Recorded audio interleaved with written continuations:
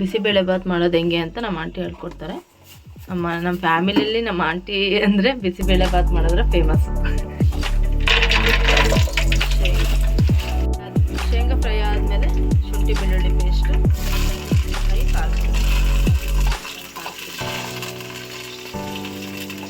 ಹಸಿಮೆಣಸಿನಕಾಯಿ, ಕರಿಬೇವು, ಈರುಳ್ಳಿ.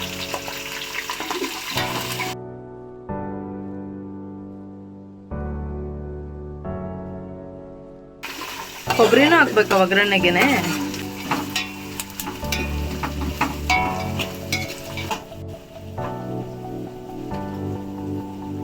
ಅನ್ನ ಮಾಡಿಟ್ಕೋಬೇಕಾ ಫಸ್ಟ್? ಇದಕ್ಕೆ ಒಂದು ಚಿಟಿಕೆ ಅರಿಶಿನ ಪುಡಿ, ಹಿಂಗು. ನೀನೆಲ್ಲ ಅಡುಗೆಗೂ ಹಿಂಗೆ ಹಾಕ್ತೀಯಲ್ಲ. ಒಗ್ಗರಣೆಗೆ ಟೊಮೊಟೊ ಹಾಕಲ್ಲ ಆಂಟಿ? ಬೇಳೆ ಟೊಮೊಟೊ ಬೇಯಿಸ್ಕೊಂಡಿರ್ತೀಯಲ್ಲ. ಈಗ ಖಾರ ಪುಡಿ ಎಷ್ಟು ಸ್ಪೂನ್? ಈಗ 2 ಸ್ಪೂನ್ ಹಾಕಿದೆ. ಬೇಳೆ ಟೊಮೊಟೊ ಬೇಯಿಸ್ಕೋಬೇಕಲ್ಲ.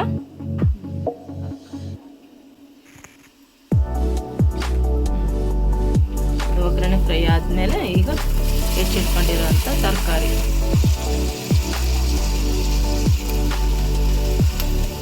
ಈಗ ಶಾರ್ಟ್ಸ್ ಹಾಕ್ತೀನಲ್ಲ, ಕೇಳ್ತಾರಲ್ಲ ಫುಲ್ ವಿಡಿಯೋ ಹಾಕು, ಫುಲ್ ರೆಸಿಪಿ ಹಾಕು ಅಂತ.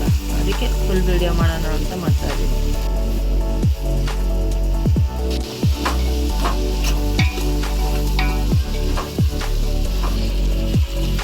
ಈಗ ತರಕಾರಿ ಬೇಯಕ್ಕೋಸ್ಕರ ಒಂದು ಸ್ವಲ್ಪ ಉಪ್ಪು ಹಾಕ್ತಾ ಇದ್ದೆ.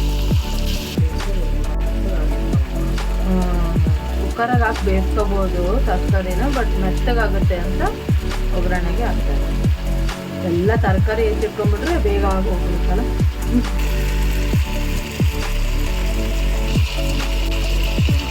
ಗರಂ ಮಸಾಲ ಎಷ್ಟೊಂದು ನಿಂಬೆಹಣ್ಣಿಂಗೆ ಹಾಕೋದಷ್ಟು ಹುಣಸೆ ಹುಳಿ ರಸ ಇದಕ್ಕೆ ಹಾಕೊಂತ ಇದೀವಿ. ಬೇಳೆ ಟೊಮೊಟೊ ಬೇಯಿಸಿರೋಂಥದ್ದಕ್ಕೆ ಹುಣಸೆ ಹುಳಿ ಹಾಕಿ ರೆಡಿ ಮಾಡಿ ಇಟ್ಕೊತಾ ಇದೀವಿ. 1 ಲೋಟ ಅಂಟಿ ಅನ್ನ, 1 ಪಾವನ್ನ ಮಾಡಿಟ್ಕೊಂಡಿದ್ದೀವಿ.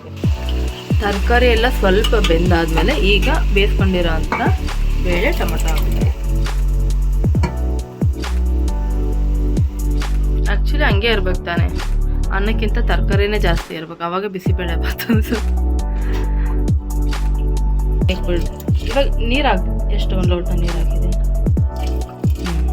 ಈಗ ಇದು ಫುಲ್ ಕುದ್ಮೇಲೆ ಅನ್ನ ಹಾಕಿದ್ರೆ ಆಯ್ತಾ. ನೀರೆಲ್ಲ ಹಾಕಾದ್ಮೇಲೆ ಬೇಯಿಸಿರೋ ಅಂಥ ಬಟಾಣಿಗಳು ಲಾಸ್ಟಿಗೆ ಹಾಕಿದ್ರೆ ನಡೆಯುತ್ತೆ.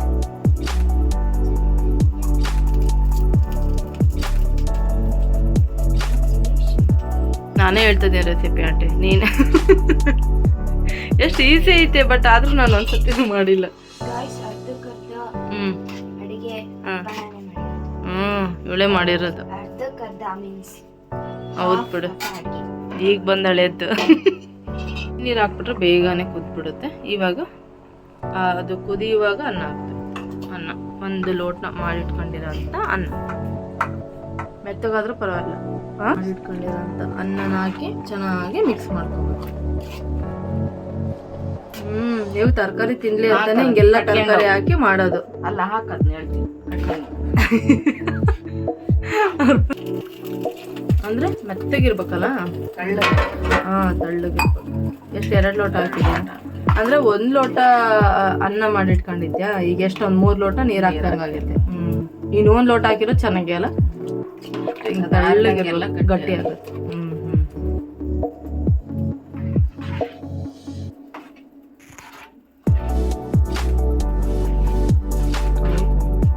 ಹೀಗೆ ಸ್ವಲ್ಪ ಟೇಸ್ಟ್ ನೋಡಿ ಉಪ್ಪು ಹಾಕೊಂಡ್ಬಿಟ್ರೆ ಆಗೋಯ್ತು ಬಿಸಿಬೇಳೆ ಬಾತ್. ಜ್ಯೋತಿ ಹಾಕೋ ಅಂತ ಕೇಳ್ತಿತ್ತು ನಾನು ಶಾರ್ಟ್ಸ್ ಹಾಕಿದ್ರೆ, ಲಾಂಗ್ ವಿಡಿಯೋ ಮಾಡಾಕು ಪ್ರತಿಮಾ ಅಂತ.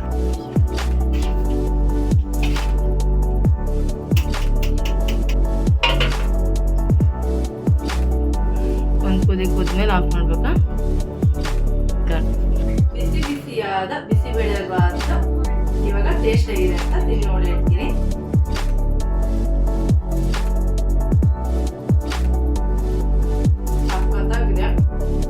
ನೀವು ಟ್ರೈ ಮಾಡಿ, ಹೇಗಿತ್ತು ಅಂತ ಕಮೆಂಟ್ ಮಾಡಿ ಹೇಳ್ತೀನಿ. ಇದಂತೂ ನಿಜವಾಗ್ಲೂ ಹೇಳ್ತಾ ಇದ್ದೀನಿ, ಸೂಪರ್ ಆಗಿದೆ.